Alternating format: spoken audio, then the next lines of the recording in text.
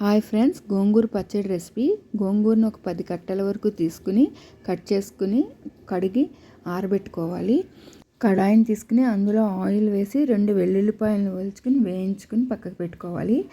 అదే కడాయిలో 2 స్పూన్స్ మెంతులు, 1.5 స్పూన్ ఆవాలు వేసుకుని వేయించుకోవాలి. కారం తగ్గ ఎండుమిర్చిని కూడా వేసి వేయించుకుని మిక్సీ జార్లోకి తీసుకుని పక్కకు ఉంచుకోవాలి.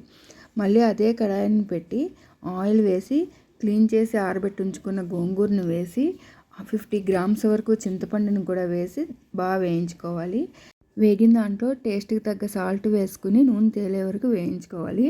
మిక్సీ జార్లోకి తీసుకున్న ఆవాలు మెంతులను ఒకసారి గ్రైండ్ చేసుకుని వేయించి ఉంచుకున్న గోంగూరను కూడా అందులో వేసి మళ్ళీ గ్రైండ్ చేసుకుని బౌల్లో తీసుకున్న వెల్లుల్లిపాయలతో ఈ పచ్చడిని వేసుకుని కలుపుకోవాలి. టేస్ట్ చూసుకుని కారం, సాల్ట్ వేసుకోవచ్చు. కారం సరిపోకపోతే చిల్లీ పౌడర్ వేసుకోవచ్చు. కొంచెం ఆయిల్ వేసుకుంటే గోంగూర పచ్చడి రెడీ.